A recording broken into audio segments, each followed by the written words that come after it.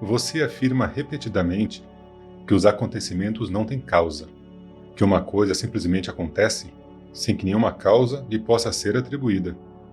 Certamente que tudo tem uma causa, ou várias causas. Como devo entender a não causalidade das coisas? Do ponto de vista mais elevado, o mundo não tem causa. Mas qual é a sua própria experiência? Tudo é sem causa. O mundo não tem causa. Não estou perguntando sobre as causas que levaram à criação do mundo. Quem viu a criação do mundo? Ele talvez nem sequer tenha tido um começo, mas existido sempre. Mas não estou falando do mundo. Vejo o mundo como existindo, de algum modo. Ele contém tantas coisas, é claro que cada uma delas deve ter uma causa, ou diversas causas. Depois de criar para si próprio um mundo situado no espaço e no tempo e regido pela causalidade, é fatal que você procure e encontre causas para tudo. Você faz a pergunta e impõe a resposta. Minha pergunta é muito simples. Vejo coisas de toda a espécie e compreendo que cada uma delas tem que ter uma causa, ou várias causas. Você diz que elas são sem causa, do seu ponto de vista. Mas para você nada existe, de modo que a questão da causalidade não se coloca. Entretanto, você parece admitir a existência das coisas, embora lhes negue causalidade. É isso que não consigo entender. Uma vez que você aceita a existência das coisas, por que rejeitar suas causas? Eu vejo apenas a consciência e sei que tudo é apenas consciência. Da mesma forma que você sabe que as imagens na tela do cinema são apenas luz. Mesmo assim, os movimentos da luz têm uma causa. A luz não se move. Você sabe muito bem que o movimento é ilusório, uma sequência de interrupções e cores no filme. O que se move é o filme, que é a mente. Isso não faz com que as imagens não tenham causa. O filme existe, bem como os atores, os técnicos, o diretor, o produtor e os diversos fabricantes. O mundo é governado pela causalidade. Tudo é interligado. Claro que tudo é interligado e, portanto, tudo tem um sem número de causas. O universo inteiro contribui para a coisa mais ínfima. Uma coisa é como é porque o universo é como é. Veja, você trabalha com joias de ouro e eu com o ouro. Entre as diferentes joias não há relação causal. Quando você funde uma joia para fazer outra, não há relação causal entre elas. O fator comum é o ouro, mas não se pode dizer que o ouro seja causa. Ele não pode ser chamado de causa, pois ele, em si, nada causa. Ele é refletido na mente como eu sou, como o nome e a forma específicos daquela joia. No entanto, tudo é apenas ouro. Do mesmo modo, a realidade torna tudo possível, embora nada daquilo que faz uma coisa ser o que ela é, seu nome e sua forma, venha da realidade. Mas por que se preocupar tanto com a causalidade? O que importam as causas quando as próprias coisas são transitórias? Deixe vir o que vem e ir o que vai. Por que se ater às coisas e investigar suas causas? Do ponto de vista relativo, tudo tem que ter uma causa. E de que lhe serve o ponto de vista relativo? Você é capaz de ver do ponto de vista absoluto. Por que retornar ao relativo? Você tem medo do absoluto? Tenho medo. Tenho medo de adormecer sobre as minhas supostas certezas absolutas. Para viver uma vida decente, os absolutos não ajudam. Quando você precisa de uma camisa, você compra pano, chama um alfaiate e assim por diante. Essa conversa toda demonstra ignorância. E qual é a opinião daquele que sabe? Há apenas luz. E a luz é tudo. Tudo mais é apenas uma imagem feita de luz. A imagem está na luz, e a luz está na imagem. Vida e morte, ser e não ser. Abandone todas essas ideias. Elas de nada lhe servem. A partir de qual ponto de vista você nega a causalidade? Do relativo? O universo é a causa de tudo? Do absoluto? Coisa alguma existe? A partir de que estado você está falando? Do estado cotidiano de vigília, que é o único onde discussões como esta acontecem. No estado de vigília, todos esses problemas acontecem, pois tal é a sua natureza. Mas nem sempre você está nesse estado.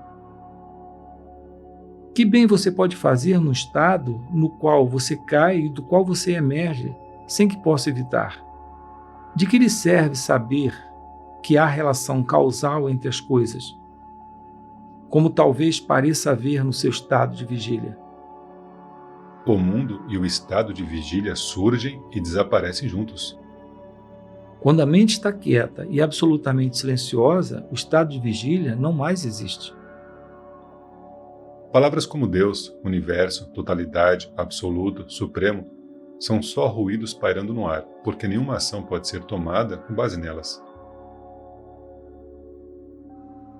Você está levantando perguntas que só você mesmo pode responder. Não me dispense assim tão facilmente.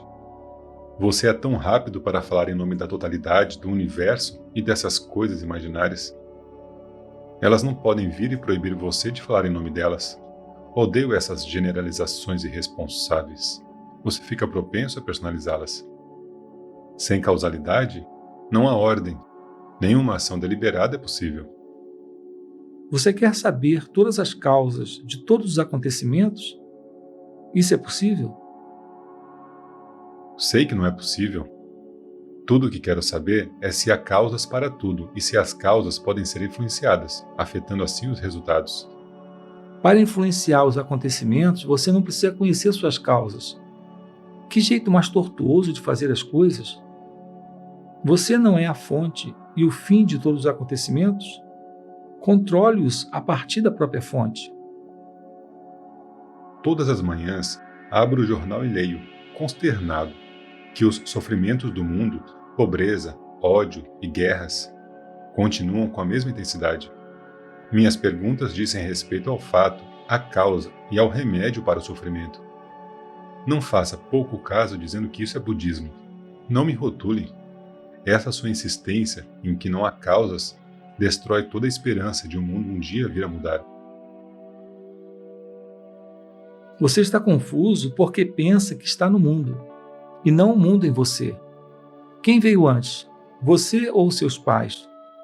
Você imagina ter nascido numa determinada época e num determinado lugar, que você tem um pai e uma mãe, um corpo e um nome.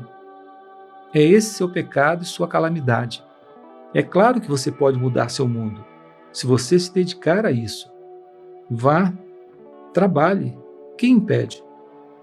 Eu nunca o desencorajei. Com ou sem causas, você fez este mundo, e você pode mudá-lo. Um mundo sem causas está inteiramente fora do meu controle. Muito pelo contrário, está plenamente dentro do seu controle mudar um mundo do qual você é a única fonte e a única base. O que foi criado pode ser dissolvido e recriado. Tudo acontecerá como você quiser, contanto que você realmente o queira. Tudo o que quero saber é como lidar com o sofrimento do mundo. Você o criou a partir de seus desejos e de seus medos. Lide agora com ele. Tudo isso aconteceu porque você se esqueceu de seu ser. Tendo dado realidade às imagens na tela, você ama as pessoas que lá estão, sofre por elas e tenta salvá-las. Não é assim que se faz. Você tem que começar por você mesmo. Não há outro caminho. Trabalhe, é claro. Não há mal em trabalhar. Seu universo parece conter todas as experiências possíveis. O indivíduo traça uma linha através dele e passa pela experiência de estados agradáveis e desagradáveis. Isso faz surgir questionamento e busca.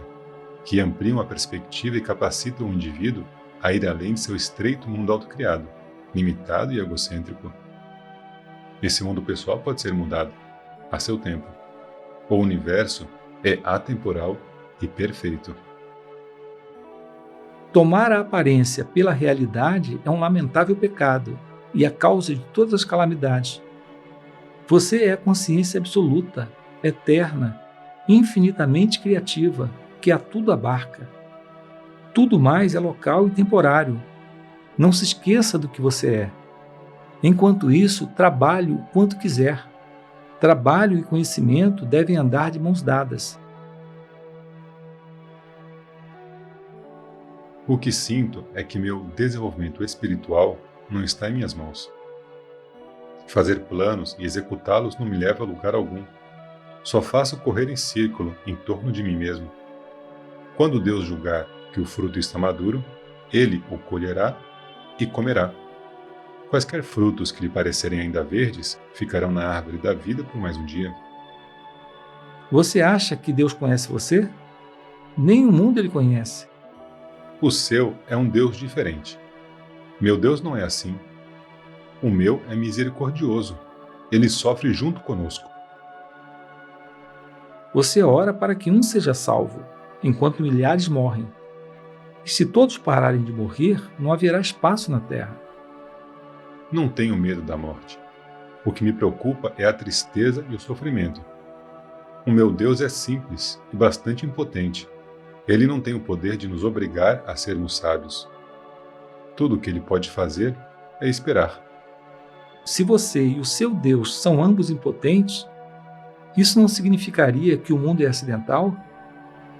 E se assim for, a única coisa que você pode fazer é ir além dele. Em outra ocasião, outro visitante falou: sem o poder de Deus, nada pode ser feito. Sem ele, nem você estaria aqui falando conosco. Tudo é obra dele, sem dúvida. E de que isso me vale, uma vez que eu nada quero? O que Deus pode me dar ou tirar de mim? O que é meu e já era meu antes que Deus fosse. Claro que é uma coisinha minúscula, um grão de poeira, o sentido de eu sou, o fato de ser. Esse é o lugar que me é próprio, ninguém o deu a mim. A terra é minha, o que cresce nela é de Deus. Deus alugou a terra de você? Deus é meu devoto e fez tudo isso para mim. Não há outro Deus além de você? Como pode haver? Eu sou é a raiz, Deus é a árvore. A quem deveria eu adorar? E para quê? Você é o devoto ou o objeto de devoção? Não sou nenhum dos dois. Sou a própria devoção. Não há devoção suficiente no mundo. Você está sempre buscando melhorar o mundo. Você realmente acredita que o mundo está esperando por você para ser salvo? Não sei o quanto posso fazer pelo mundo. Tudo o que posso fazer é tentar. Há algo mais que você gostaria que eu fizesse? Sem você existe um mundo? Você sabe tudo sobre o mundo, mas sobre você mesmo você nada sabe. A ferramenta do seu trabalho é você mesmo. Você não tem nenhuma outra. Por que você não cuida da ferramenta antes de pensar no trabalho? Eu posso esperar, ao passo que o mundo não pode. Por não investigar, você mantém o mundo à espera À espera de quê? de alguém que possa salvá-lo. Deus governa o mundo. Deus o salvará.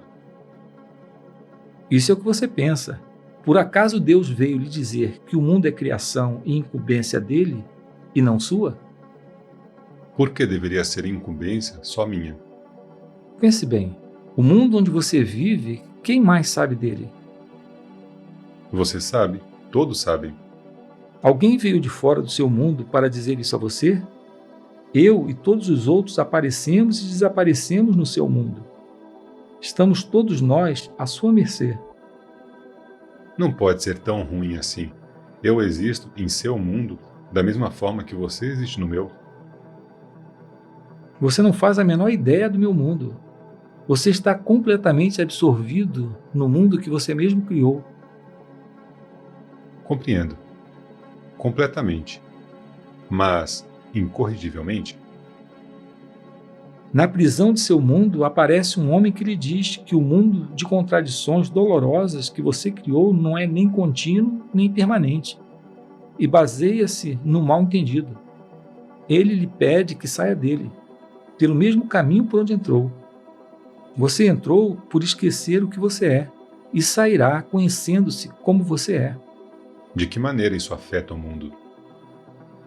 Quando você se liberta do mundo, você torna-se capaz de fazer algo por ele. Enquanto for prisioneiro dele, você é impotente para mudá-lo. Ao contrário, tudo que você fizer só vai agravar a situação. A retidão me libertará. A retidão, sem dúvida, fará de você e de seu mundo um lugar confortável e até mesmo feliz. Mas para quê? Não há realidade nele. Ele não pode durar. Deus ajudará. Para ajudá-lo, Deus tem que saber de sua existência. Mas você e seu mundo são estados de sonho. Nos sonhos, você talvez sofra agonias. Ninguém sabe delas. E ninguém pode ajudar. Então, todas as minhas perguntas, minha busca e meus estudos são em vão? Isso tudo é apenas a agitação de um homem que está cansado de dormir. Essa não é a causa do despertar, mas apenas seus primeiros sinais. Mas você não deve fazer perguntas desnecessárias, para as quais você já sabe a resposta. Como conseguir uma resposta verdadeira? Fazendo uma pergunta verdadeira. Não verbalmente, mas ousando viver segundo sua própria luz. Um homem disposto a morrer pela verdade a alcançará. Uma outra pergunta. Existe a pessoa. Existe o conhecedor da pessoa. Existe a testemunha. O conhecedor e a testemunha são o mesmo ou eles são estados separados? O conhecedor e a testemunha são dois ou um. Quando o conhecedor é visto como separado do conhecido, a testemunha fica à parte. Quando o conhecido e o conhecedor são vistos como um único, a testemunha torna-se una com eles. Quem é o Inhani? A testemunha ou o Supremo? O Inani é o Supremo e também a testemunha. Ele é tanto o ser quanto a consciência pura. Em relação à consciência, ele é a consciência pura. Em relação ao universo, ele é puro ser. E quanto à pessoa? O que vem primeiro? A pessoa ou o conhecedor? A pessoa é uma coisa muito pequena. Na verdade, ela é algo composto. Não se pode dizer que ela exista por si só. Se não for percebida, ela simplesmente não existe. Ela é apenas a sombra da mente, o somatório das lembranças. O puro ser reflete-se no espelho da mente como conhecer. O que é conhecido toma a forma de uma pessoa, com base na memória e no hábito. Ela não passa de uma sombra ou de uma projeção do conhecedor sobre a tela da mente. O espelho está aí. O reflexo está aí. Mas onde está o Sol? O Supremo é o Sol. Ele tem que ser consciente. Ele não é consciente nem inconsciente. Não pense nele em termos de consciência ou inconsciência. Ele é a vida, que contém a ambas e está além de ambas. A vida é tão inteligente. Como pode ela ser inconsciente? Fala-se de inconsciente quando há uma falha de memória. Na realidade, há apenas consciência. Toda vida é consciente, toda consciência é viva. Até mesmo as pedras? Até mesmo as pedras são conscientes e vivas. O problema comigo é que eu tendo a negar a existência ao que não consigo imaginar. Seria mais sensato de sua parte negar a existência ao que você imagina. É o imaginado que é irreal. Todo o imaginado é irreal? A imaginação com base em lembranças é irreal. O futuro não é inteiramente irreal. Qual parte do futuro é real e qual não é? O inesperado e imprevisível é real. A pessoa por si mesma não se transforma na testemunha. É como esperar que uma vela apagada comece a arder no curso do tempo. A pessoa pode permanecer na escuridão da ignorância para sempre, a menos que a chama da consciência a toque. Quem acende a vela? O guru.